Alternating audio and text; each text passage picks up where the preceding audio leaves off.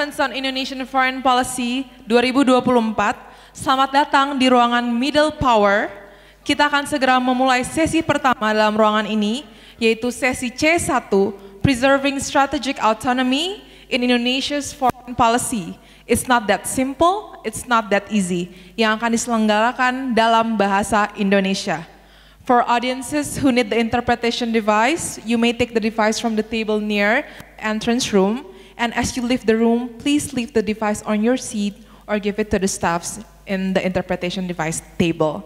Seluruh hadirin dimohon untuk segera mengambil tempat duduk masing-masing karena sesi akan segera dimulai, dan bagi peserta yang ingin ke toilet atau musola, mohon mengikuti arahan signage yang ada di luar ruangan. Para hadirin, mohon untuk tidak meninggalkan studio selama sesi berjalan karena dapat mengganggu perjalannya sesi. Untuk memulai sesi C1 saat ini, Preserving Strategic Autonomy in Indonesia Foreign Policy, saya ingin mengundang Mbak Andini Wuning Tias Effendi sebagai seorang jurnalis independen yang akan memoderatori sesi pada siang hari ini. Kepada Mbak Andini, saya persilakan. Terima kasih banyak. Selamat siang teman-teman, Bapak Ibu sekalian. Selamat siang. Oke, good. Karena udah jam 12 nih, jam-jam kritis kita mau makan siang. Again, for those of you who doesn't speak Indonesian, you have the interpretation device over there, so you can follow along. And then maybe ask question in English too. We're open for that. We will have hopefully a fruitful and insightful discussion. Dan langsung saja saya undang para speakers untuk sesi ini. Yang pertama adalah Letnan Jenderal TNI Purnawirawan Hilman Hadi. Silakan Pak Hilman bergabung bersama saya di sini, Pak. Pak Hilman adalah Deputi Bidang Politik, Hukum, Pertahanan, Keamanan dari Kantor Staf Kepresidenan. Silakan di sini ada Dr. Rizal Sukma, Senior Fellow at CSIS Indonesia, Ambassador Indonesia to the UK, Ireland, and the International Maritime Organization 2016-2020. Ada Prof. Hikmahanto Juwana, Guru Besar Hukum Internasional Universitas Indonesia dan Rektor Universitas Jenderal Ahmad Yani. Last but not least, my old friend Evan Laksmana, Dr. Evan Laksmana, Senior Fellow for Southeast Asia Military Modernization dari International Institute for Strategic Studies. Oke, kita akan bahas soal preserving strategic autonomy dalam kebijakan luar negeri Indonesia yang dikatakan kalau menurut judulnya di sini it's not that simple, it's not that easy. Apakah betul tidak semudah itu dan tidak sesimpel itu? Saya ingin bertanya kepada masing-masing narasumber. Kalau saya bertanya mengenai otonomi strategis, singkat saja, paling maksimal 1 menit deh. Saya kasih kesempatan dari Evan sampai Pak Hilman. Menurut Bapak-bapak, apa sih sebenarnya otonomi strategis itu dan seperti apa idealnya untuk Indonesia? Silakan. Terima kasih. Kalau disuruh kasih jawaban singkatnya adalah basically the right to be wrong. Kita berhak untuk menentukan apapun kepentingan kita sesuai dengan kepentingan kita tanpa ada intervensi dari pihak eksternal, including the right to be wrong. Jadi certain things yang kita anggap important adalah the freedom of maneuvering space untuk make our diplomatic decisions and choices is within our right. Yang repot adalah kalau kita ngomong ideal, kita sering mencampur adukan antara otonomi strategis sebagai tujuan sama sebagai means to an end. Karena itu dua hal yang berbeda. Seringkali kita melihat otonomi strategis sebagai sesuatu yang mau kita capai, tapi kita nggak tahu kita capai itu untuk apa. Jadi kalau saya secara ideal sebetulnya otonomi strategis secara ideal adalah it's a means to an end. Tapi apa ends-nya itu yang kita harus lebih specify. So it's not the goal in itself, I think it's a means to an end. Okay, so it's a process of itself. Okay, Prof. Hikmah, silakan. Karena 1 menit, 3 aja yang ingin saya sampaikan. Silakan. Pertama adalah harus punya prinsip. Prinsip itu yang kita harus pertahankan. Kedua, tidak transaksional. Dan yang ketiga, tentunya kita harus patuh dalam maneuvering tadi yang Mas Evan sampaikan dengan kebijakan yang selama ini ada dan peraturan perundang-undangan yang berlaku di Indonesia. Karena yang terakhir ini saya ingin sampaikan bahwa yang namanya politisi keluar dan masuk. Di Indonesia politisi itu hidupnya paling lama 10 tahun. Oleh karena itu harus mendengarkan apa yang disampaikan oleh birokrasi dan harus sesuai dengan koridor yang ada di dalam berbagai peraturan perundang-undangan nasional. Demikian.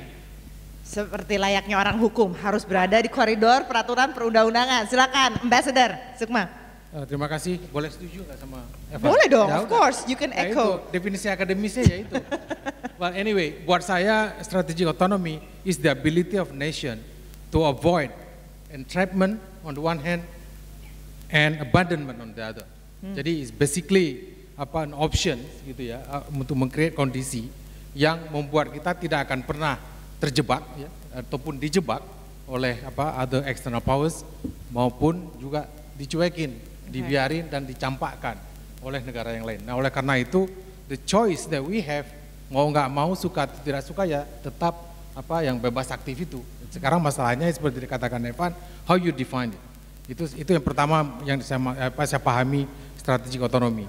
Yang kedua ya tentu selaras dengan bebas aktif itu sendiri ya, is the ability dari sebuah negara untuk menentukan apa sih yang menjadi kepentingan kita, serta aktif dan juga bebas untuk memilih means ataupun sarana alat yang disampaikan Evan tadi untuk mencapai national interest itu tadi. Jadi dua dimensi itu yang menurut saya perlu ditekankan ketika kita ingin membangun strategic otonomi. It's basically a freedom. Bisa dalam pengertian freedom to decide what is best for us ataupun freedom not to decide what is best for us. Oke, jadi kembali lagi tadi kata Evan, the right to be wrong. Sebenarnya ya bisa decide or not to decide. It's a process, no? Both. Oke, Pak Hilman silakan. Terima kasih Mbak dan para hadirin sekalian. Ini pertanyaan yang menarik. Tentunya menjawab sesuai dengan background pengalaman dan pendidikan, terutama saya sebagai militer tentunya. Kalau kita melihat apa yang dikatakan otonomi strategis, kita melihat bahwa negara kita ini negara besar dan memiliki kemampuan, kekuatan dan memiliki sumber daya nasional yang sangat luar biasa, sehingga kita punya hak untuk mempertahankan kepentingan kita dengan sumber daya yang besar ini. Sehingga terutama adalah bagaimana kita melindungi kepentingan kita dalam rangka mencapai tujuan negara kita yang tercantum di dalam pembukaan Undang-Undang Dasar 1945 di pasal 4 di paragraf 4 bahwa Indonesia harus mampu secara mandiri mencapai tujuan nasionalnya dengan melindungi kepentingan nasionalnya dengan memanfaatkan sumber daya nasional yang ada. Kalau kita bicara sumber daya nasional maka ada 3 hal, yaitu sumber daya alam, sumber daya manusia, dan sumber daya buatan. Sumber daya buatan adalah semua seperti jalan tol dan lain-lain. Sehingga sumber daya nasional yang kita miliki ini harus memiliki kapasitas, memiliki posisi tawar yang besar. Sehingga kita berani harus secara mandiri. Tetapi ya tidak terlepas tadi kalau kita bicara bebas aktif, kita juga bukan berarti independen murni, kita juga harus interindependensi dengan politik luar negeri kita bebas aktif. Demikian Mbak. Baik, terima kasih. Kalau kita ngomongin soal otonomi strategis, terus juga ada bagaimana kita bisa hedging ketika kita bernegosiasi. Kita kembali ke tanggal 9 November, masih ingat nggak apa yang terjadi pada saat itu? Di mana pada saat itu Presiden Prabowo sedang melakukan kunjungan kenegaraan ke Tiongkok. Dan yang menjadi headline di tanah air adalah soal joint statement antara Indonesia dengan Tiongkok. Now I want all the speakers to be undiplomatic for this answer. Just to be unfiltered in front of the public. What do you think about that joint statement? And is it the right strategy for hedging untuk Indonesia? Ini saya buka kesempatannya kepada seluruh narasumber, silakan untuk berdiskusi. Siapa yang ingin membuka? Karena Prof Hikmah yang udah ngasih statement di media, so maybe you can go ahead, Prof. Ini dia, susah sekali. Jadi teman-teman sekalian, pada waktu tanggal 9 November, joint statement itu dibuat. Sebenarnya saya mendengar sebelum ada pelantikan oleh Pak Prabowo bahwa akan ada ide joint development. Kedua, saya berpesan kepada teman-teman di Kemenlu untuk punya prinsip. Kita tidak mengakui 9 garis putus. Dan katanya itu oke semua. Kemudian joint statement muncul, saya terus terang terkejut. Tanggal 9 November, 10 November saya dapat press release-nya. Saya siap untuk membuat press release dari saya. Saya harus konsultasi sama ayah saya. Karena saya menganggap bahwa ini masalah yang sangat berat yang berdampak pada diri saya. Ayah saya katakan sebagai seorang akademisi, kalau kamu harus menyampaikan apa yang benar, sampaikan. Bahwa ada resiko, setiap orang harus bisa menanggung resiko itu. Apa sih Prof resikonya biar kita tahu aja? Ya, kita tahu Bapak Presiden baru dipilih dan pasti saya yakin banyak yang mendukung dengan ide-ide baru beliau. Saya katakan, saya nggak punya masalah dengan ide-ide baru. Tetapi kalau itu sudah tanda kutip tadi yang saya katakan, bermanuver dalam kebijakan yang selama ini Indonesia lakukan, berbahaya. Jangan lihat hikmahantonya saja. Kalau hikmahanto, udahlah, kriminalkan saja. Saya bersedia masuk penjara. Tapi saya ingatkan bahwa soal 9 garis putus ini dampaknya adalah ke negara-negara kawasan, bahkan Amerika Serikat dan negara-negara lain. Karena saya katakan kita harus punya prinsip. Kalau prinsip kita tidak pernah mengakui 9 garis putus sesuai dengan putusan dari Mahkamah Arbitrase Internasional pada tahun 2016, harusnya itu tetap kita jalankan. Saya tadi katakan bahwa politisi, presiden, menteri, dan lain sebagainya come and go, keluar dan masuk. Tetapi yang memastikan bahwa kebijakan kita tetap adalah birokrasi. Ingat Barack Obama, pada waktu kampanye dia ingin agar Guantanamo Bay ditutup. 8 tahun beliau menjadi presiden, Guantanamo Bay tidak pernah ditutup. Birokrasi bukan mendikte. Birokrasi adalah yang memastikan kebijakan dari suatu negara tetap. Oleh karena itu, pada waktu itu saya katakan, oke, saya pertanyakan, apa yang dimaksud dengan overlapping claims? Karena dalam perspektif saya dan selama ini Indonesia selalu mengatakan kita tidak pernah punya overlapping claims dengan China. Lalu buat apa kita melakukan joint development? Kalau kita tidak punya overlapping claims, berarti hak berdaulat kita baik di zona ekonomi eksklusif dan continental shelf adalah eksklusif untuk negara pantai sesuai dengan ketentuan yang ada dalam UNCLOS. Itu yang saya keluarkan pada waktu itu press release. Saya tahu Kementerian Luar Negeri memberikan klarifikasi. Banyak yang mengatakan pada saya, tuh kan kamu ini terlalu berlebihan. Saya katakan tidak. Saya yakin teman-teman di Kementerian Luar Negeri banyak yang berterima kasih dengan press release saya itu. Karena kalau tidak ada press release itu, apa dasar Kementerian Luar Negeri membuat klarifikasi dan menyampaikan kepada dunia? Tidak ada. Saya bersedia jadi martir untuk kebesaran negara kesatuan Republik Indonesia. Dan pada waktu Bapak Presiden datang ke Amerika Serikat, kita tahu. Coba dilihat di joint statement paragraf 25. Di situ dikatakan bahwa mengenai masalah hak berdaulat harus sesuai dengan hukum internasional yang terrefleksi dalam UNCLOS.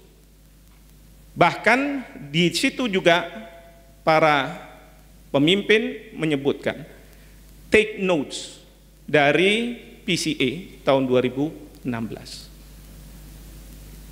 Ya, ini yang kita harus hati-hati.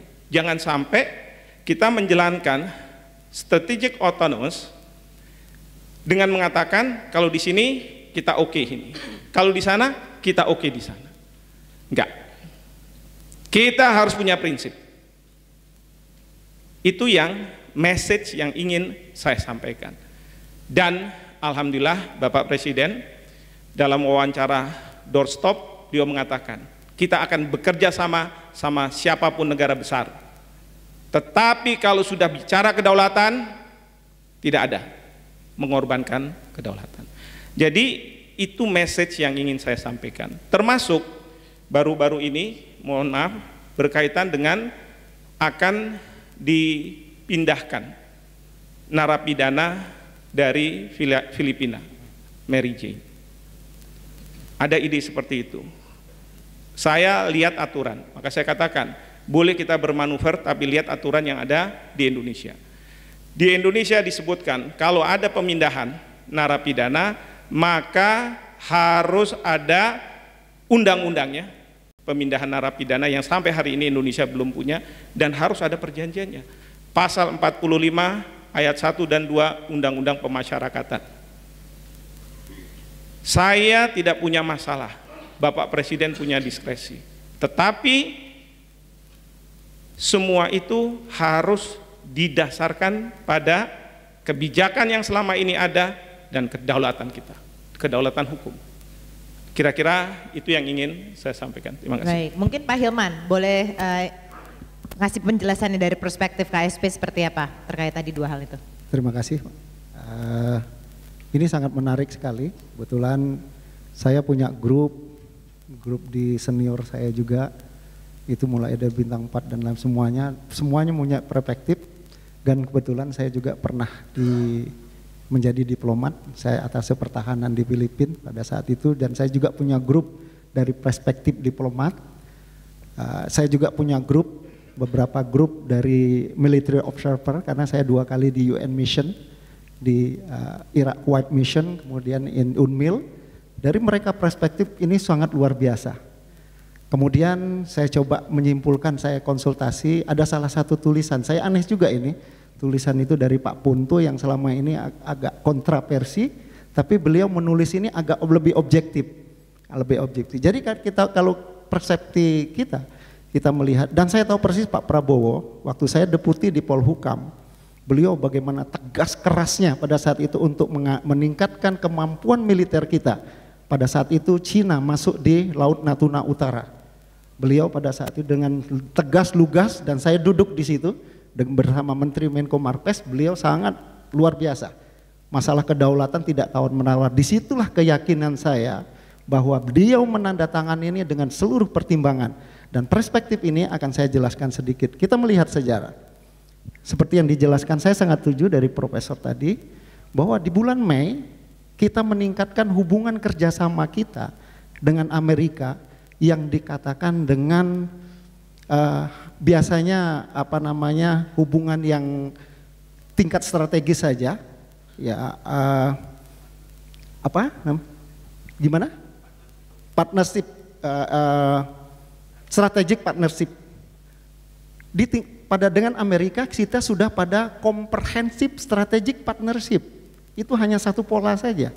Begitu beliau berkunjung ke Cina, beliau meningkatkan, inilah kita melihat ini adalah suatu bebas aktif kita.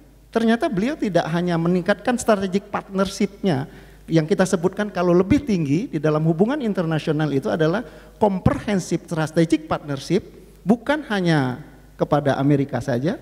Begitu beliau berkunjung ke China juga, beliau menandatangani yang dikatakan comprehensive strategic partnership. Berarti kita sudah berjalan pada posisi dengan politik luar negeri bebas aktif itu. Nah, di antara tanda tangannya adalah tentang masalah joint, yang ini kebetulan saya pegang dan kepegang ini, dan saya mencoba melihat di pasal 9 di paragraf tersebut yang selama ini menjadi diskusi besar, the suicide reach important common dan lain-lain ini. Kemudian kalau kita melihat lebih detail tentang ini, ternyata selalu mereka mengatakan tentang overlapping claim, inilah yang menjadi diskusi besar di dalam pasal 9 di paragraf 3 ini. Tapi kita melihat secara keseluruhan, kalau kita bicara hukum, di ujung dari paragraf itu adalah pursuant to their respective prevailing laws and regulation. Jadi tidak ada mengganggu tentang kedaulatan kita, tidak. Kita tetap mengacu kepada hukum kedaulatan kita. ZEE kita mengaku UNCLOS, ZEE 200 mile lepas pantai itu adalah kedaulatan kita, hak berdaulat kita, bukan kedaulatan ya, kita bukan bicara kedaulatan. Kalau kedaulatan kita 12 mil, tapi hak berdaulat kita 200 mile itu bisa dikelola bersama dengan negara makan pun untuk demi keuntungan dan kepentingan bersama. Sehingga kalau saya melihat tanda tangan ini tidak ada berpengaruhnya tentang kedaulatan negara, tapi memang perspektif dalam berbagai macam diskusi tentunya kita melihat dan perlu mendalam, dan dari saya mendasar kepada pasal ini di paragraf tersebut bahwa tidak ada satupun yang mengganggu kedaulatan Indonesia. Tapi yang terpenting adalah bahwa beliau sudah on track di dalam menjalankan politik luar negeri kita bebas aktif dengan meningkatkan komprehensif strategic partnership dengan negara Amerika, dan sekarang mereka sebagai negara, salah satu negara adidaya juga, China, beliau meningkatkan dengan comprehensive strategic partnership. Saya kira dua hal yang berimbang. Walaupun langsung setelah itu Kemlu ngasih keluarin rilis. Iya, itu mungkin secara politically, maybe they want to calm down what the idea of all of the people. Tapi saya sebagai military, saya melihat bukan hanya military, saya mantan diplomat, saya juga beberapa tugas di luar negeri dengan berbicara beberapa orang, saya melihat tidak ada mengancam satu kedaulatan pun. Ini perspektif kita. Baik. Terima kasih. Aku mau dengerin dari Evan atau Ambassador Sukma, silakan. What is your take on this? Thank you. Mungkin kalau soal hukumnya saya rasa Prof. Vic sudah bahas dengan sangat jelas. Mungkin saya nambahin dari sisi strategisnya. Karena kebetulan saat itu muncul, saya lagi di Manila juga, so saya dapat langsung feedback dari teman-teman Kemlu di Manila dan seterusnya. Dan memang secara strategis, terlepas daripada akrobatik debate mengenai hukumnya, the genie is out of the bottle. Bahwa memang it was a diplomatic win for China, period. Yang China butuhkan bukan actual joint development-nya, tapi implicit acknowledgement bahwa ada overlapping claims. Soal bahwa kita itu dalam bentuk nanti service contract ataupun joint venture, perusahaan nanti. Dan buat China, that's not the most important thing. Buat China adalah that overlapping claim issue. Jadi dari sisi strategis justru yang saya lihat reaksi dari teman-teman di Manila maupun di Malaysia dan di Vietnam juga, itu memang mereka concern. Karena sekarang apakah ada posisi di mana kalau Indonesia mengakui there is such a thing as an overlapping claim, dan kita misalnya mau meratifikasi katakanlah hasil negosiasi kita dengan Vietnam yang masih belum ratifikasi, apakah nanti Cina bisa memveto? Kan you have an overlapping claim with me, and until you finalize your claim with me, you cannot actually finalize with others juga. So this is, I think, an issue yang kita, memang ada semacam damage control, we accept that, tapi bahwa itu sudah out of the bag, I think itu sudah harus diterima. Yang kedua, kalau berangkat dari apa yang tadi dikatakan sama Pak Deputi, saya rasa itu poin penting mengenai pursuant to national laws and regulations. The problem is, kalau kita lihat national laws China, Coast Guard law mereka, dan klaim-klaim mereka itu excessive. Dari mana kita juga bisa menerima bahwa kalau kita follow pursuant domestic laws, it's gonna be a problem karena their domestic laws excessive. Makanya kalau menurut teman-teman Kemlu, selalu yang dimasukkan adalah pursuant to international laws, especially 1982 UNCLOS, bukan pursuant to domestic laws and regulation. Karena itu nanti setiap negara akan berbeda-beda. So ini saya rasa akan jadi masalah juga, karena kalau kita kembali ke pursuant to national laws juga, Undang-Undang Nomor 43 mengenai batas negara pun nggak ada disebut bahwa kita mempunyai overlapping claim dengan Cina. Ada kok list negara-negaranya, PNG, Filipina, Singapura, Malaysia, dan seterusnya. Jadi apakah kita juga berpotensi berkontradikting dengan our own domestic laws?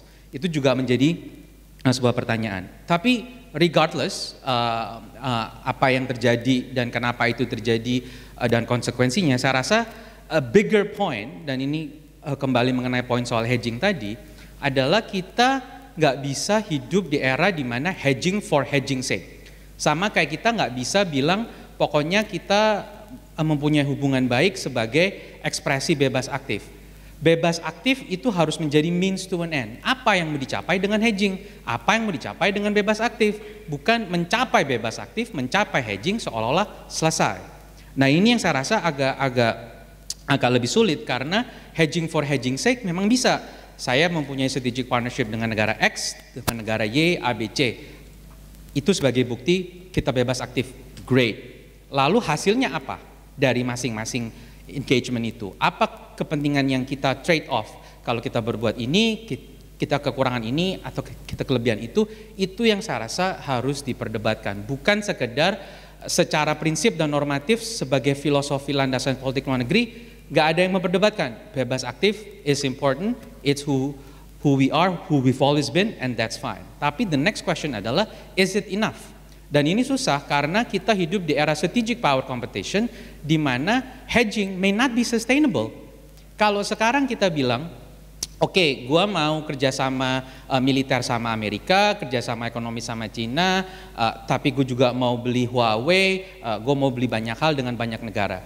Dengan kompetisi antara US dengan China yang makin cross domain, at some point nggak sustainable lagi karena at some point seperti kita lihat di CATSA, seperti kita lihat soal critical minerals, US akan bilang actually no, kalau lu mau kerjasama sama gua, lu nggak boleh kerjasama sama Cina di bidang X, Y, and Z.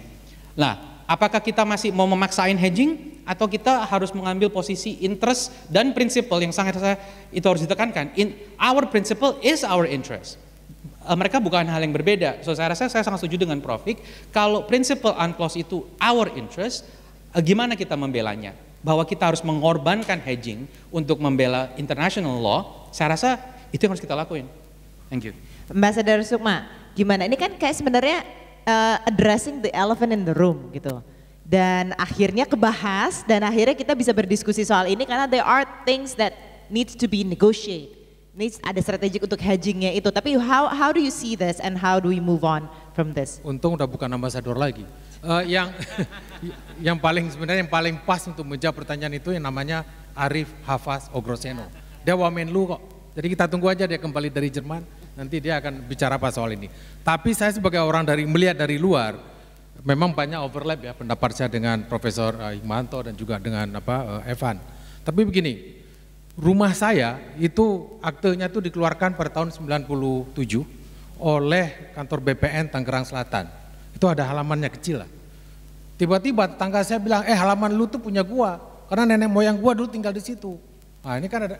Nah selama ini kita cuek aja, nggak pernah merespon. Joint statement basically bilang, wah kita punya masalah nih, gitu loh, ke tetangga itu daripada dunia gitu loh, karena dia ngeklaim halaman kita.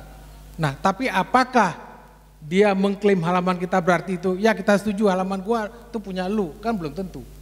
Itu cara saya melihatnya. Jadi kalau bahasa Inggrisnya gampang menjelaskan. Kalau bahasa Indonesia emang ruwet, Pak. Bahasa Inggrisnya begini. We take note that China claims part of our EEZ within the northern part of the West Natuna waters. Jadi bukan that kita bilang we take note that China's claim on the EEZ. Tapi we take note China claims. Jadi sama kayak analogi tetangga itu tadi loh. Tetangga kita ngaku-ngaku halaman kita punya dia. Bukan kita mengakui bahwa tetangga kita itu punya halaman belakang rumah kita gitu. There is nuance di situ gitu ya. Tapi kalau menjelaskan pakai bahasa Indonesia pusing sendiri, Pak. Muter sana, muter sini, apapun yang terjadi problem gitu. Jadi saya melihatnya ada perbedaan antara China claims our EEZ dengan China's claim of the EEZ gitu loh. Jadi recognition bahwa we have a problem, tapi ada political konsekuensinya. Jadi ketika kita recognize ada dispute, ada problem, kemudian China bisa ngomong, okay, let's talk about it. Dua problem. Pertama, if we recognize there is a problem, kita nggak mau berbicara untuk menyelesaikan masalah itu, kita yang kelihatan jelek. Itu satu. Kemudian yang kedua, dalam konteks spesifik overlapping claim ini, basis untuk ngomongnya apa?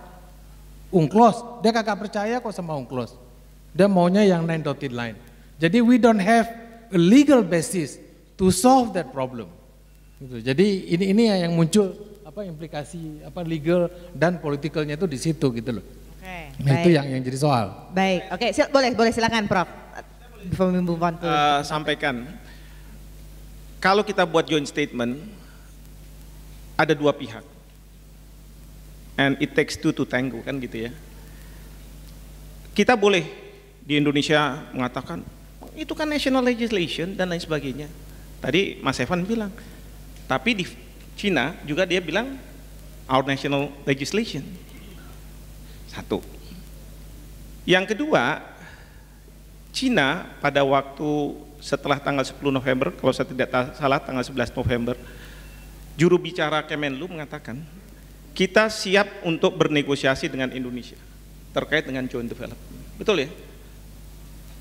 Dan teman-teman saya yang bisa berbahasa Cina melihat naskah dari joint statement ini beda.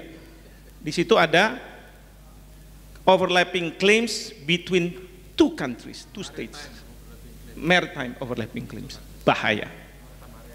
Itu nggak diterjemahkan dalam bahasa Inggris. Ya. Karena kalau dalam bahasa Inggris, saya dalam satu podcast dengan Pak Hafaz tadi disebut, beliau mengatakan itu kan overlapping claims, plural. Maksudnya adalah ya memang kan di sana ada Filipina yang bersengketa, Malaysia yang bersengketa. Walaupun saya katakan ini kan joint statement bilateral. Kita nggak bicara dong yang lain-lain. Why should we? Emang kita pegang power of attorney dari negara-negara tersebut kan enggak? Ya, ini yang kita harus lihat nih perspektifnya. Dan dalam konteks hubungan internasional, I'm not talking about hukum internasional yet, karena memang ini bukan instrumen hukum. Tetapi Cina bisa mendeklar bahwa Indonesia sudah ada di belakang Cina dalam hal Laut Cina Selatan. Ya, itu yang bahaya. Karena apa? Sejak zamannya presiden dipegang oleh Deng Xiaoping, untuk memastikan negara-negara yang punya sengketa, Cina selalu mempropose joint development. Dan negara yang bersengketa dengan Cina, Filipina, mereka sudah sampai pada satu titik taken joint development, tapi nggak pernah direalisasikan. Ya, maka di sini pentingnya pemerintah selain tahu policy kebijakan, lalu kemudian peraturan perundang-undangan, kalau bisa menyertakan para akademisi, karena kami ini dari waktu ke waktu melakukan riset terkait berbagai masalah, dan kami bisa memberikan masukan-masukan. Kalau kami ditinggal selesai, maka sindiran dari juru bicara Presiden Amerika Serikat kepada Indonesia, kalau Bapak Ibu lihat di Voice of America ya, we encourage Indonesia to consult with their legal expert. Saya bilang ngeledek. Jadi seolah-olah kita mau dibenturkan antara para akademisi ini dengan kebijakan pemerintah. Bapak Ibu sekalian, seperti saya katakan tadi, ini bukan masalah nasional dengan Hikmahanto. Hikmahanto kecil, habisi aja Hikmahanto, nggak ada masalah. Tetapi bagaimana posisi Indonesia standingnya di kawasan maupun secara internasional. Baik. Kira-kira seperti Baik, Pak Hilman, ayolah diajak ngobrol kalau gitu, para akademisinya, biar kelihatannya lebih Indonesia nih. Satu definisinya tuh kompak gitu loh, ketika narasinya keluar. Terima kasih. Ini menarik sekali memang. Nah, memang saya kira itu hal yang sangat positif dan luar biasa. Kebetulan sebagai informasi boleh nih Pak ya? Boleh dong, silakan. Kondisi KSP saat ini hampir seluruh, sekarang ini kan kita seluruh kabinet yang ada, kementerian yang ada, kita dalam proses transformasi organisasi ya, termasuk di dalamnya KSP, karena ada beberapa fungsi KSP di dalamnya sudah diambil, sudah berpisah, terutama dalam political komunikasi, political communication itu sudah ada, we have our PCO, kemudian investigasi juga udah, sehingga fungsi-fungsi yang ada sekarang ini dan saat ini juga kita dalam rangka mengisi secara organisasi. Nah ini saran ini saya kira dalam proses kita nanti dalam rangka 2025, perumusan kebijakan yang kalau saya selalu mengatakan bahwa program pemerintah saat ini Indonesia Maju bersama menuju Indonesia Emas 2045 dengan visi misi presiden ini, yaitu 8 astasita beliau, 17 program unggulan beliau, dan juga quick win yang saat ini yang menjadi andalan kita bersama yang perlu kita kawal. Nah, dalam proses ini nanti kita dalam menuju Indonesia Emas 2045 dan membahas masalah ini, tentunya sangat terbuka kami dari KSP nanti pada forum-forum tertentu kita undang akademisi bagaimana perumusan yang terbaik, dan ini saya kira saran yang sangat luar biasa. Terima kasih. Baik, ini kita pasti akan banyak yang ingin bertanya, tapi saya mau bahas satu topik lagi karena tadi disebut oleh Pak Menlu, di mana Indonesia ini mau lebih aktif di forum-forum internasional, bahkan Pak Menlu sendiri kan langsung dikirim ke Russia ketika sudah dilantik gitu, itu kayaknya menjadi salah satu prioritas utamanya. Mungkin saya tanya dari Ambassador dulu deh, Ambassador. Ngelihat ini nih tadi balik lagi, hedging for the sake of hedging, memang kita pengen nunjukin our positioning di sini dari kebijakan luar negerinya. Silakan. Saya ngomong soal hedging dulu ya. Saya nggak setuju dengan istilah hedging, memang meskipun itu salah satu opsi ya, ada bandwagoning, balancing, hedging, fence sitting. Tapi sebenarnya yang kita butuhkan itu bukan keempat itu, tapi justru diversifying. Jadi misalnya kita kalau hedging itu kan in case sesuatu yang buruk terjadi dengan A, kita mesti punya B. Tapi kan kita harus invest di situ. Misalnya do not put your egg in one basket. So it requires you have the egg first. Gitu. Ini belum tentu punya gitu. Jadi diversifikasi yang lebih penting. Nah, dalam konteks ini misalnya tujuannya itu sebenarnya dua ya. Yang pertama diversifying ini, strategic diversification. Satu, bagaimana mengadres heavy reliance on one particular source of the things that we need gitu loh.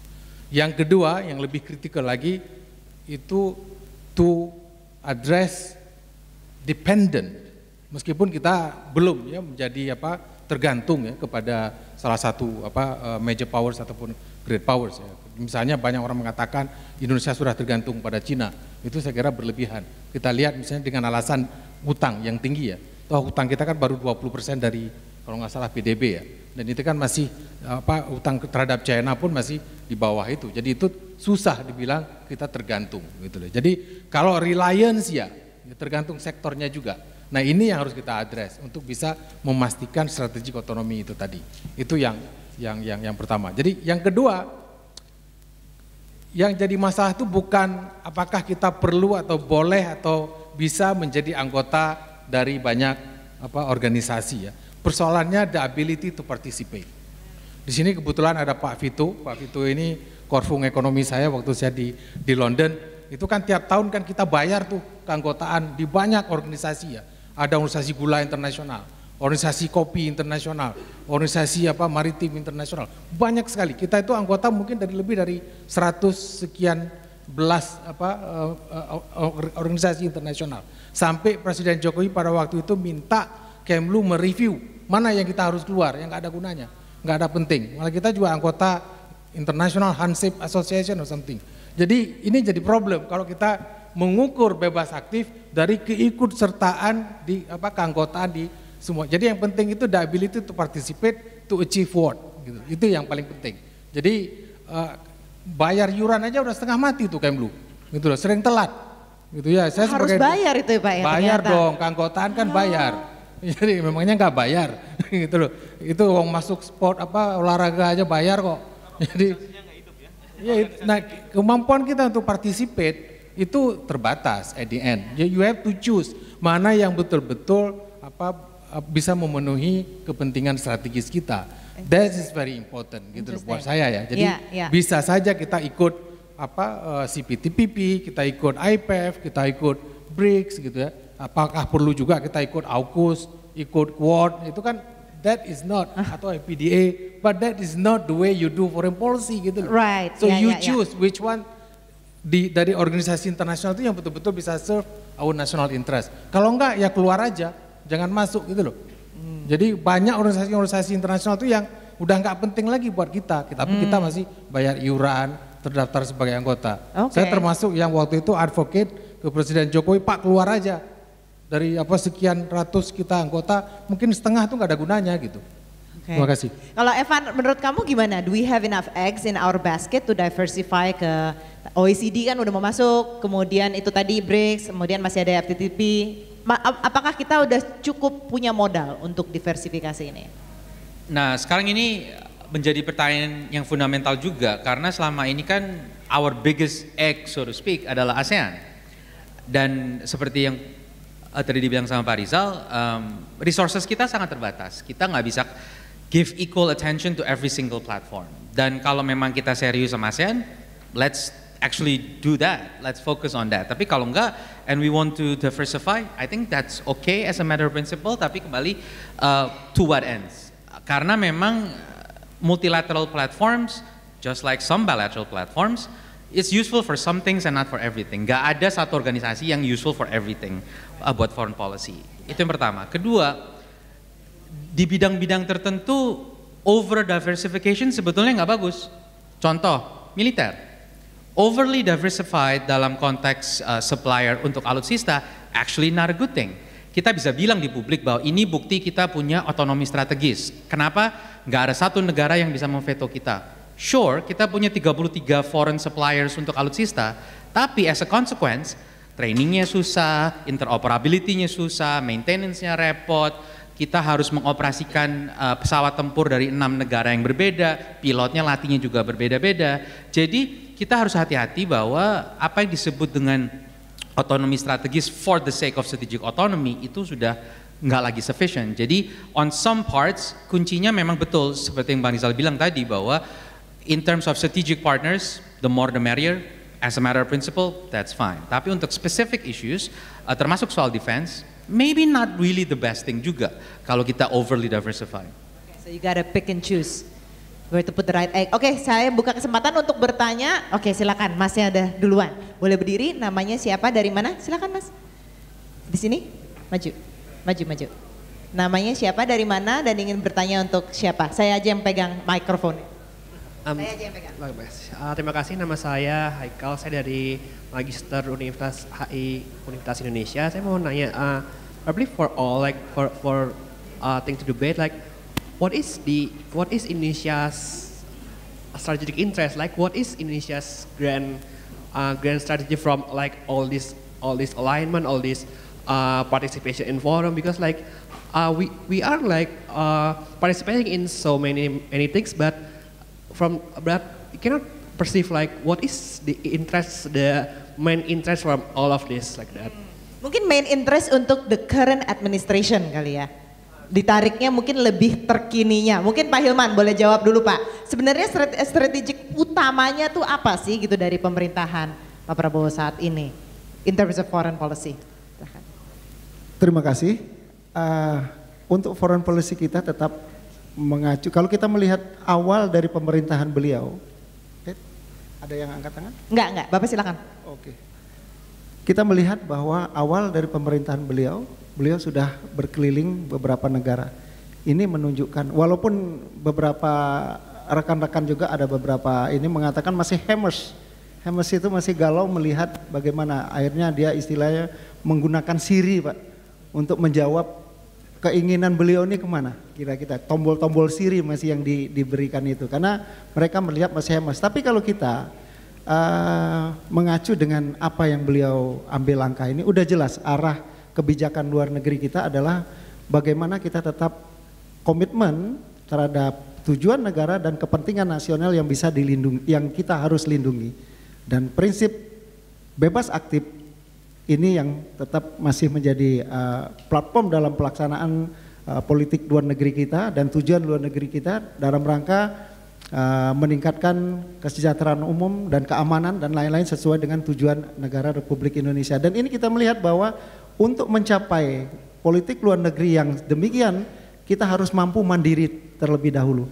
Maka beliau ada program sekarang yang dikatakan, kalau saya sebut food estate mungkin agak alergi, kita dengan lumbung pangan saat ini yang beliau, kita harapkan kita bisa mandiri dalam hal ini, termasuk juga bagaimana meningkatkan sumber daya manusia lebih awal. Baik. Dengan mengalihkan gizi, memberi makanan gizi yang baik kepada siswa lebih awal. Dan ini saya kira ini sudah melihat arah, dan kalau memang lebih ingin membaca lagi yang saya sebut tadi 8.17.8 sebagai visi misi beliau, visi misi pekerjaan ini yang tertuang di dalam RPJPN. Terima kasih. Baik, oke, dari Yosua, dari Binus, silakan langsung pertanyaannya mungkin untuk Evan atau Prof. Hik ya, bisa jawab. Sebelumnya terima kasih. Saya ingin bertanya, bagaimana Indonesia sebagai pihak yang terimbas paling sedikit oleh 9-dash line memposisikan diri sebagai salah satu anggota dan founding father ASEAN, di mana ASEAN sendiri itu negara-negaranya kan yang terimbas oleh 9-dash line itu jauh lebih banyak dan lebih masif, seperti misalnya Filipina, Vietnam, Malaysia, atau mungkin Brunei Darussalam. Nah, bagaimana Indonesia memposisikan diri di konflik tersebut? Terus pertanyaan kedua, apakah dengan Indonesia masuk atau tertarik masuk BRICS itu benar-benar akan mengubah posisi kita di LCS? Karena sebagaimana kita tahu sendiri, negara-negara di dalam BRICS sendiri memiliki konflik of interest, di mana kami pun juga sedikit ragu apakah BRICS itu benar-benar efektif atau enggak. Baik, terima kasih Yosua. Silakan kembali. Ini yang cocok menjawab mungkin Evan, Prof. Hik, Dr. Rizal, silakan. Siap, mungkin nanti spesifiknya harus Prof. Hik ini untuk spesifik claims-nya. Mungkin dari sisi yang lebih luasnya, waktu saya di Manila itu ada beberapa teman dari Kemlu Manila yang setengah bercanda bilang, well, congratulations bahwa kalian sekarang udah jadi claimant, ya sudah, lupakan semua honest broker itu, kalian aja langsung leading untuk COC proses. Toh kalian juga udah claimant sekarang. Jadi in a fundamental sense, posisi kita pun di mata claimant states di level ASEAN ya, memang sudah mau nggak mau sudah berubah. Bahwa apakah memang Indonesia masih mampu menjadi honest broker yang berdasarkan prinsip bahwa Indonesia nggak punya overlapping claims dengan Cina. So itu satu big question.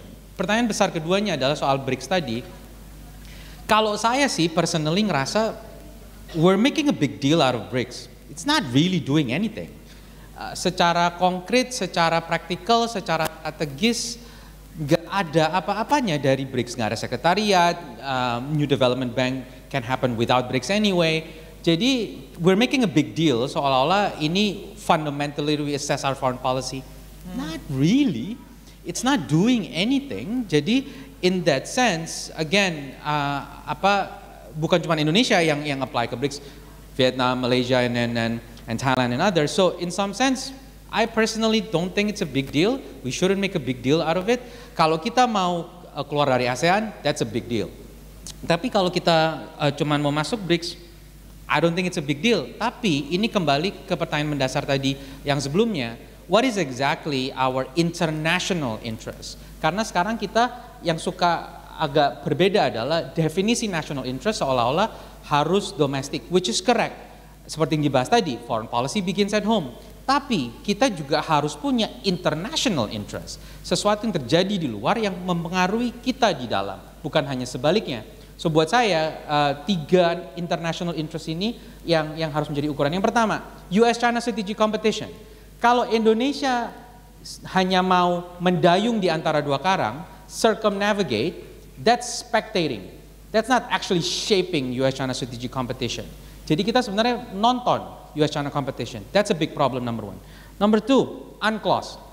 Landasan negara kepulauan Indonesia tergantung dari seberapa kuatnya UNCLOS tetap dipertahankan. Kalau kita mengurangi sedikit aja efektivitas UNCLOS, maka keseluruhan UNCLOS akan collapse. Dan oleh sebab itu seluruh dasar negara kepulauan kita pun juga akan collapse. So it's a big international interest. Yang ketiga adalah pecahnya negara-negara Asia Tenggara, terutama karena South China Sea.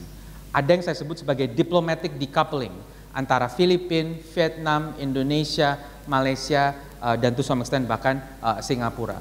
Gap ini saya rasa sangat real. Saya waktu di Manila itu sangat kelihatan bahwa mereka merasa negara-negara ASEAN meninggalkan kita. Dan sebaliknya negara-negara ASEAN merasa Filipina terlalu nekat dengan Amerika dengan Cina.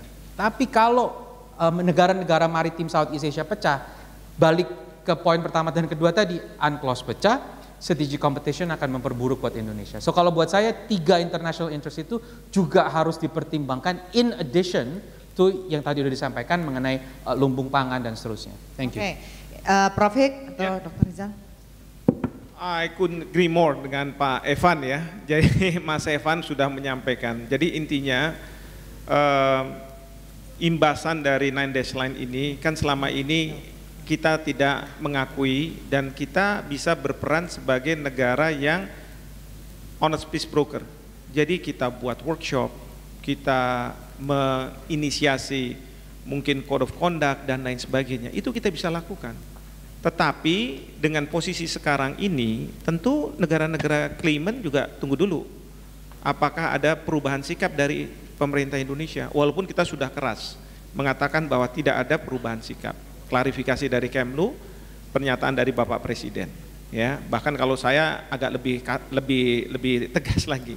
Saya bilang siapa yang menyampaikan ide itu kepada Bapak Presiden sebaiknya mengatakan bahwa ada keteledoran saya dan saya salah mengundurkan diri. Kenapa? Karena kalau tidak sampai hari ini Cina akan pegang joint statement itu.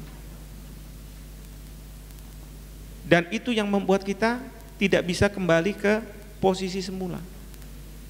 Padahal posisi semula itu semua sangat grateful. Saya katakan kalau kita pegang prinsip, ada yang diuntungkan syukur, ada yang dirugikan sorry. Tetapi kita pegang prinsip, kita tidak terombang-ambing, kita tidak dibawa sana, dibawa ke sini. Pak Dubes sudah mengatakan bahwa that's not free and active foreign policy kalau kita diombang sana, diambing sini dan lain sebagainya. Enggak. Kita prinsipnya adalah kita tidak mau dalam posisi yang harus ke kanan ke kiri. Kita tahu kepentingan nasional kita. Kepentingan nasional kita itu apa? Bapak Presiden sudah menyampaikan di G20 bahwa saya dipilih di tengah-tengah kelaparan dari rakyat Indonesia. So we have to address that issue di Indonesia. Kalau kita kerjasama dengan negara-negara lain untuk diabdikan pada kepentingan nasional kita yang administrasi sekarang, pemerintahan sekarang adalah addressing kelaparan, addressing kemiskinan, addressing korupsi, addressing masalah-masalah ketergantungan kita. Maka Bapak Presiden bilang self-sufficient. Ini yang harus diterjemahkan oleh para birokrat kita. Harus mereka tahu bagaimana menerjemahkan keinginan dari Bapak Presiden. Jangan main seenak-enaknya saja. Tapi kalau Bapak Presiden mengatakan seperti ini, debrief. Bapak Presiden, mohon maaf, kira-kira seperti ini ceritanya. Kalau kita akan bergeser ke sana, ini maksudnya. Ya, ini akibatnya. Itu harus kita lakukan para birokrat. Kami sebagai akademisi paling bisa ngomong di koran. Soal BRIC saya juga besarkan. Tapi that is to get a free lunch from our friendly diplomats gitu kan. Pasti mereka akan ngundang saya, ayo makan siang. Kita bicara apa nih ceritanya? Ya kan? That's the role of the academician. Tapi birokrat mereka harus tegas. Ingat Bapak Ibu sekalian ya, Inggris, Jepang punya sistem parlementer. Mereka menterinya, perdana menterinya bisa 6 bulan sekali ganti. Tetapi kebijakan selalu mereka pegang. Siapa yang memegang kebijakan itu? Para birokrat. Terima kasih. Terima kasih. Oke, tepuk tangannya dulu boleh? Ini ada dari lulusan Universitas Padjadjaran, HI, namanya siapa tadi? Nesri, Kak. Nesri mau bertanya dengan Ambassador Sukma, silakan. Oke, terima kasih Kak. Iya, sebenarnya setuju dengan statement Bapak sebelumnya bahwasannya sebenarnya kita itu bisa untuk ambil langkah exit dari beberapa organisasi internasional. Bahkan dari POV saya sendiri, saya juga setuju bahwasannya keketuaan Indonesia sekarang ini sebenarnya bukan hal yang perlu digembor-gemborkan karena ini masalah giliran sebenarnya kalau dari saya pribadi. Cuman di bawah kepemimpinan era Prabowo ini sebenarnya organisasi internasional apa sebenarnya yang Indonesia harapkan dan impactnya seperti apa dan apa sih posisi yang Indonesia inginkan di bawah kepemimpinan Prabowo ini dalam politik luar negerinya sekarang ini. Baik, mungkin bukan organisasi ya, klub kali ya. The club, the league yang Indonesia tuh pengen masuknya tuh yang mana? Terima kasih, silakan. Duduk lagi. Silakan, Dr. Rizal. Itu pertanyaan bukan buat saya, mungkin Pak mungkin tambahan Bapak untuk memancing KSP. Pak Prabowo mau apa saya nggak tahu, nggak tahu KSP. Jadi gini, saya mau respon yang soal BRICS tadi ya. BRICS itu sebenarnya kan bukan organisasi. BRICS itu bisa dianggap sebagai manifestasi dari suara yang merasa bahwa the international order is not just. International order is obsolete. So you need something new. It's basically manifestasi dari views dari emerging powers basically. Meskipun di situ ada Rusia. Yang kedua, saya setuju kita masuk BRIC, tapi timingnya mungkin tidak sekarang. Karena apa? Karena BRICS ini sedang digunakan oleh beberapa negara yang anggota BRIC itu sebagai platform anti Barat. Sementara kita tuh udah lewat lah masa-masa anti ini, anti itu gitu loh. Yang dibutuhkan itu adalah platform yang non Barat. Beda ya, anti-West dengan non-West gitu loh. Nah ini yang non-West ini penting to tell the G7, guys, the world is changing. Gitu. We need to also register our voice and our position gitu loh. And then the platform, one of the platforms yang available buat kita ya BRICS, meskipun banyak platform yang lain. Nah Indonesia jadi kalau mengharapkan kerjasama ekonomi segala macam, kayaknya terlalu jauh ya. Dengan adanya ada expansion of membership, udah segala macam negara ada di situ, mau ditambah lagi. Nanti lama-lama ini jadi G77, jadi nggak efektif juga gitu loh. Jadi we've been there before gitu loh. Jadi jangan sampai kemudian masuk ke sebuah rumah yang benar, tapi tujuannya mungkin tidak pas, gitu loh. Bukan di situ. Karena kita sering bercanda di CSIS dulu, kalau mau kaya ya jangan main sama orang miskin terus, gitu loh. Harus punya teman yang kaya juga, gitu loh. Supaya ada peluang untuk melakukan bisnis. Kira-kira kan gitu loh. Yeah, pick and choose your friends lah. Jadi ya BRICS ini itu penting untuk menunjukkan ataupun shape the new emerging international order yang tidak lagi didominasi oleh G7. That is, I think is very important. Tapi mengharapkan kerjasama ekonomi nanti GDP kita bertambah dari keanggotaan BRICS is too far. Nggak mungkin lah, far-fetched. Itu is an illusion. Jadi kita dengan China udah bagus hubungan ekonominya. Dengan beberapa members of BRICS juga sudah bagus. Menjadi anggota BRICS kemudian tidak membuat hubungan ekonomi itu tiba-tiba meroket gitu loh. Itu yang soal BRICS. Saya ingin jawab juga soal 9-line tadi, posisi kita gimana? Gini, saya mau cerita soal pengalaman pribadi ini. Menjelang debat presiden tahun 2014, Pak Jokowi tanya sama saya, Pak Rizal bisa nggak jelaskan kepada saya dalam 3 kalimat apa sih persoalan di Laut Cina Selatan dan posisi kita di mana? Saya come up dengan formula begini, pertama, Indonesia is not a party to the dispute. Kita tuh bukan pihak yang bertikai. Oke, kalimat kedua, oleh karena itu kita bisa menjadi honest broker, mencoba untuk memfasilitasi pembicaraan antara China dengan ASEAN claimant state. Itu kalimat kedua. Kalimat ketiga, kita akan terus mendorong COC. Nah dengan adanya kesepakatan baru ini, yang dua udah pasti nggak ada lagi. Jadi itu udah bukan posisi Indonesia. Nah yang ketiga ya tentu Pak Irman yang bisa menjawab, apakah Indonesia masih terus mau gitu ya untuk mendorong COC itu segera diselesaikan atau tidak. Ya. Itu yang ini. Pertanyaan dari Unpad tadi apa? Mungkin bisa dijawab. Pertemanan mana nih, klub mana yang harusnya itu tadi menjadi prioritas itu? Tadi itu pertanyaan intinya sebenarnya. Ya kalau prioritas ya mau nggak mau memang ASEAN ya. Tapi ASEAN ini kan udah bikin frustrasi orang banyak gitu loh. Jadi kalau kita lihat survei-survei itu slow banget. Maksudnya even the public opinion of ASEAN is quite bad. It's very slow, nggak responsif. Coba lihat hasil survei di ISEAS tahun yang lalu. Nah Indonesia saya kira punya kesempatan, tadi Pak Dino juga menyampaikan di pidato beliau, ya di reform ASEAN-nya. Dan Indonesia sudah memulai ini sejak tahun 2018. Kita sudah submitted waktu KTT di Kamboja itu konsep paper yang namanya Strengthening the Capacity and Institutional Effectiveness of ASEAN. Itu secara resmi sudah disampaikan oleh Indonesia. Ya kita tidak sampai kepada usul merevisi charter, tapi memperkuat kapasitas dan kelembagaan ASEAN. Ada beberapa usul dari Indonesia saya kira yang sangat bagus. Nah ini butuh new champion. Dan saya berharap Presiden Prabowo mungkin bisa lebih tegas lagi untuk mendorong, if we want to be relevant, if we want to maintain ASEAN centrality, then ASEAN reform is imperatif gitu. Kalau enggak, ya enggak bisa. That's the first organization yang kita harus pay attention to. Ya, Yang kedua RCEP, ini bukan organisasi tapi adalah turunan dari ASEAN Initiative dan untuk Indonesia juga. RCEP ini menurut saya itu satu-satunya kerjasama ekonomi yang memiliki opportunity dan prospeknya jauh lebih baik ketimbang yang lain. Saya udah nggak percaya dengan global initiative. Tapi kita lihat apa yang ada di kawasan, itu yang harus difokus. RCEP Indonesia's Initiative, zamannya Ibu Mari Pangestu sebagai Menteri Perdagangan. Sekarang kita harus reclaim our leadership in order to push the RCEP to become the new economic platform yang bisa meningkatkan GDP kita, meningkatkan ekspor kita dan sebagainya. Karena at the end, jadi hubungan ekonomi di negara-negara Asia Pasifik, Indo-Pasifik ini yang lebih penting buat kita ketimbang menghayal misalnya G20 itu bisa meningkatkan GDP dan segala macam. Semuanya problem kok.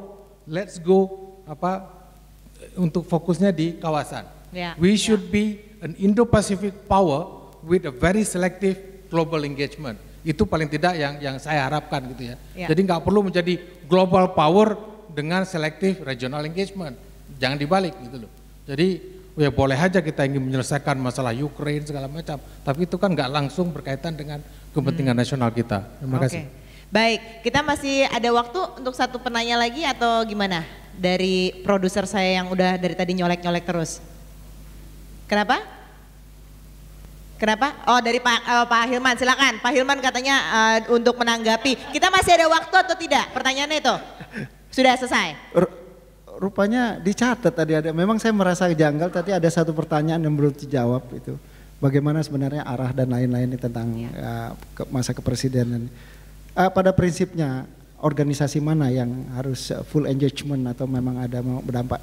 Itu tentunya perlu pengkajian panjang. Tapi secara umum roh yang ataupun value yang kita ambil, langkah-langkah yang diambil presiden saat ini untuk engagement atau masuk dalam forum apapun itu punya impact positif. Bagaimana nanti impact organisasi itu sendiri kita lihat. Tapi pada dasarnya kita melihat dari visi misi presiden yang ada saat ini, yaitu melanjutkan yang sudah lama, yaitu terutama masalah kemandirian ini, kemandirian pangan, kemandirian energi. Kemudian juga kita akan terus dalam rangka kemandirian ini kita sudah dilanjutkan dengan hilirisasi semua industri. Kemudian juga beberapa program-program yang kembali kalau kita bicara normatifnya adalah kepada visi misi beliau. Silakan dilihat di 8.17.8. Tetapi satu hal, dalam waktu dekat ini kita akan ada forum penajaman program-program di seluruh kementerian di Rakor dalam waktu dekat. Nah saya nanti tentunya tadi sesuai saran akademisi pun bisa kita libatkan di dalam penajaman program tersebut dan akan kita lihat sampai di mana pengaruh dari akademisi dalam mempertajam program-program kementerian dan lembaga dalam mencapai visi misi presiden serta 17 program prioritas beliau. Terima kasih. Bapak tahan dulu mikrofonnya, pegang aja untuk kalimat pemungkas. Jadi kalau kita ngomongin soal strategi otonomi, kalau dikatakan dalam judulnya itu tidak mudah dan tidak simpel, setelah perbincangan kita masih setuju tidak mudah dan tidak simpel? Sangat setuju karena sangat kompleks, karena kita selain melindungi kepentingan kita sendiri, juga ada banyak tantangan yang harus kita hadapi. Baik, karena banyak lebih kompleks. Kalau Ambassador, is it not that simple and not easy at all? It's actually simple, tapi it's not easy. Simpelnya dalam pengertian apa? You define your strategic interest for the next 5 years and 10 years lah max. Gitu. Tapi how you maintain strategic autonomy in order to achieve those national interest itu yang nggak easy gitu loh. Kalau itunya simple gitu loh. Apa yang mau dicapai. Prof Hik. It's simple and it's easy. Dengan ketentuan, dengan ketentuannya, ada disclaimer.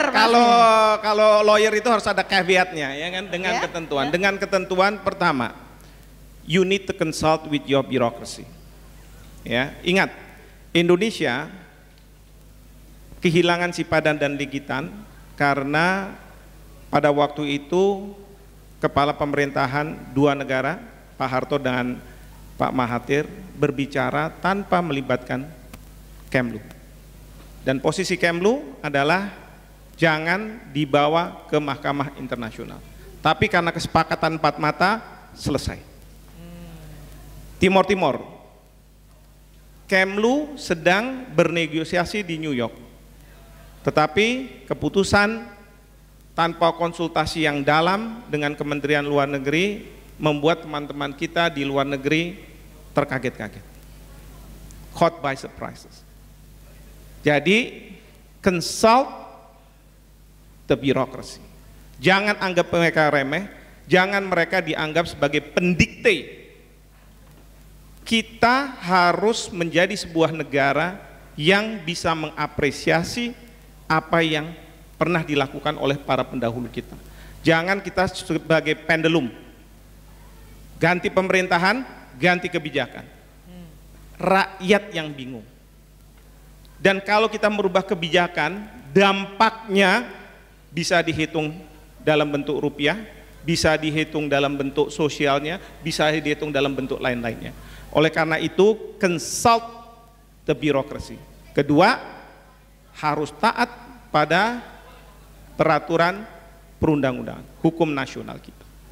Karena dasar kita bisa bernegosiasi dengan negara lain adalah kita diharuskan untuk tunduk pada aturan kita. Dan ingat, sumpah Bapak Presiden adalah, dan ini bagi para pembantu Bapak Presiden harus juga diingatkan, demi Allah saya bersumpah akan memenuhi kewajiban Presiden Republik Indonesia dengan sebaik-baiknya dan seadanya, memegang teguh undang-undang dasar dan menjalankan segala undang-undang dan peraturannya dengan seluruh-seluruhnya, serta berbakti kepada nusa dan bangsa.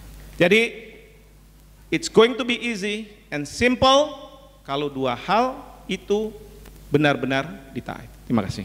Very well, last but not least, Evan. It's definitely easy and simple in principle. It's the practice that's neither both easy or simple. Very well, that's a perfect ending untuk diskusi kita. Terima kasih banyak Bapak Ibu sekalian, teman-teman yang sudah datang. Mohon maaf tidak semua pertanyaan bisa kita akomodir. Saya kembalikan ke MC, silakan. Terima kasih kami sampaikan kepada seluruh panelis atas diskusi yang sangat insightful. Sekali lagi mari kita beri tepuk tangan yang meriah kepada seluruh panelis yang ada. Saya mengundang moderator dan juga para panelis untuk maju ke depan panggung untuk kita bisa foto bersama. Untuk bisa berdiri di depan panggung, di depan mejanya. Dan sebagai bentuk apresiasi dari Dr. Dino Patijal dan juga FVCI juga akan memberikan cenderamata kepada seluruh panelis. Kami mengucapkan terima kasih banyak yang sebesar-besarnya atas kontribusi dan juga partisipasi Bapak Ibu dalam CIFP 2024. Oke, mungkin bisa sesi foto dulu, tim dokumentasi bisa siap. 1, 2, 3, sekali lagi, 1, oke. Tim dokumentasi sudah siap? Oke. Oke. 1, 2, 3, 1, 2, 3. Siap. Terima kasih kepada seluruh panelis. Kami persilakan untuk boleh meninggalkan ruangan terlebih dahulu. Dan hadirin boleh meninggalkan ruangan melalui pintu belakang. Untuk para hadirin boleh meninggalkan ruangan melalui pintu belakang. For those of you who are using the interpreter devices, please return to the table in front of the entrance room. Thank you. Selanjutnya akan berlangsung sesi C2, Indonesian Economic Diplomacy, Strategies for Achieving 8% Growth.